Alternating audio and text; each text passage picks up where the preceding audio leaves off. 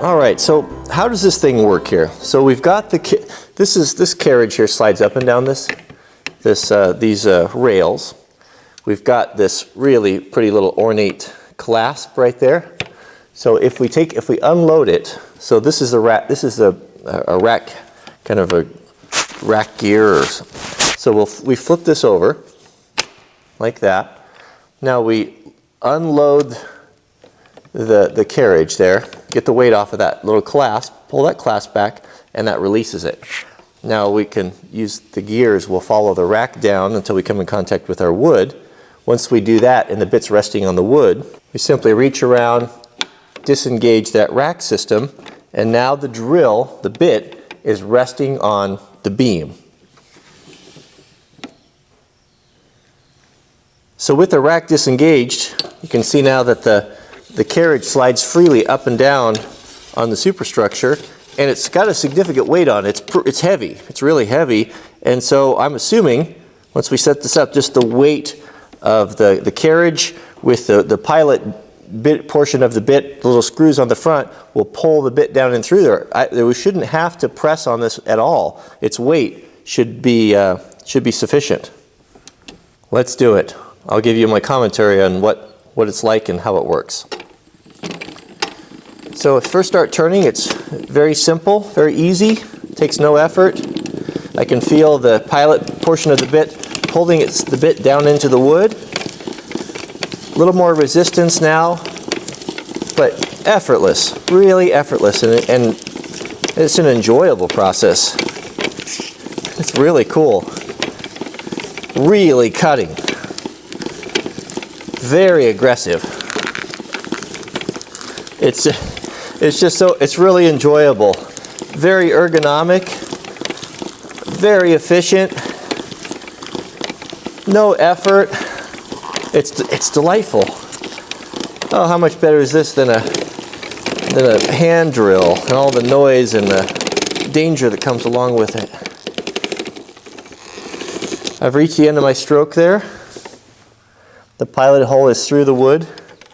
Now to back out, I simply flip the rack there. Let's see, no, I'll go backwards and disengage the pilot portion of the screw, flip the rack, and use the rack to climb the bit out, lock it to the top, and it's done. Pretty cool, huh?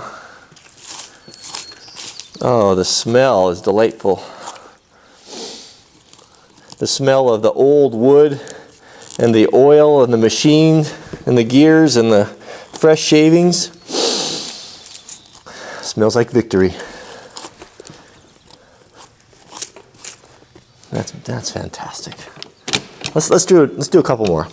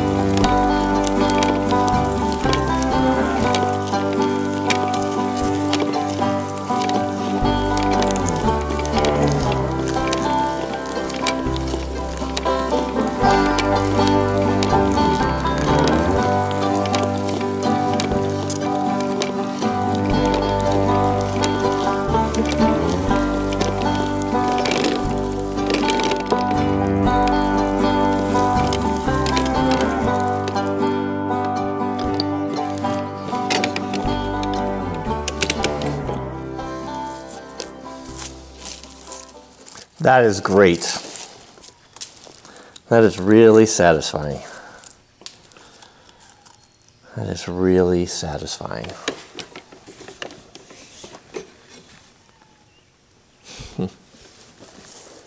Wonderful tool.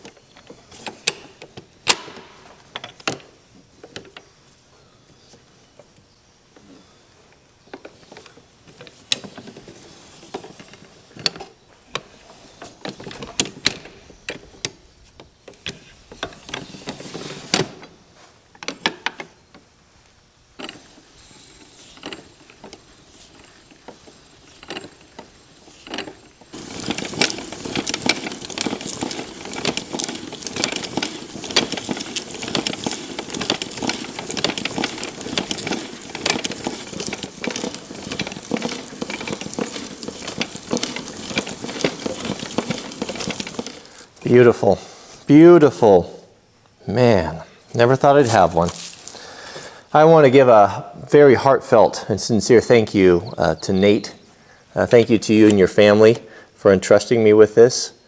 It is a real honor for me to receive such a special gift, and I'm so humbled that you made the sacrifices, you and your family, to offer this to me. So thank you very much, and thank you, Seth, as well, for helping out as you did as well. I love this old stuff.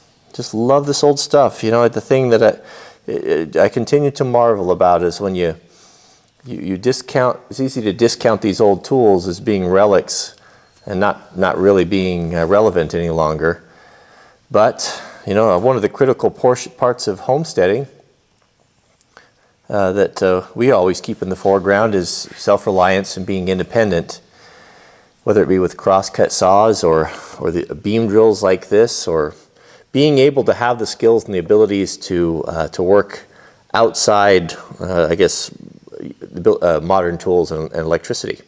You know, it may come a time where that might come in handy, and now's the time to get those skills, and now's the time to learn how to do those things. You don't need to become a master craftsman, or very few of us have the time to really truly, you know, take it to that level. But if we have the basic tools and around and kind of a general understanding, you know, if and when the time comes, you know, we'll be pretty well prepared to do what it takes. And that's kind of the way I feel about it. But there is a joy in this to be able to. I just think that one portion of the timber framing that I was never able to do power free was using the drilling the holes and drilling out the mortises. I had to use the power drill, and that really takes away from the experience.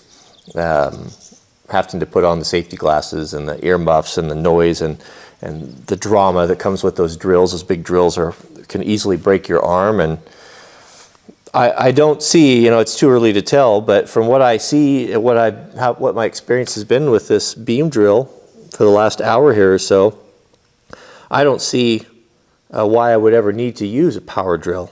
It's more precise. It gives you an exact vertical hole. It's a joy to use. It doesn't require any electricity. It can be used anywhere, and it's a beautiful tool. It's elegant and simple and effective and ergonomic, and it's just gorgeous. It's just gorgeous. I'm really blessed to have it, so thank you. Thank you very much. All right. Well, I have been blessed this week greatly by having some pretty amazing tools come into my possession and in my caretaking, you like to say it. I always look at myself as a caretaker of these things, because I won't be here forever. This tool, if it's properly taken care of, it will outlast me. So I will have to be sure to look after it until I can put it in the hands of someone else that appreciates it for what it is. I don't know who exactly that would be, but I always have that in my mind with these things. I want to share with you a couple things that I received. You probably wouldn't be interested in them. You know, it's my shameless marketing ploy here, because I know you always are interested in them. I'll tell you what. I'm going to show you a couple things that are really special, really special, really unique. Give me 5,000 thumbs up on this video, on the barn boring machine video, and I will break them down and show you what they are, what they're for, and a little bit of the history of them. But I'll give you a sneak peek right now. Anyone guess what those are? How about 4 sets of them in unused condition? How impossible would that be to come across? 5,000 thumbs up, and I'll go over in detail what they are and why they're so unique. And it doesn't end there. The original box, finger jointed. Are you kidding me? Look at that. Look at that. What do you think's inside?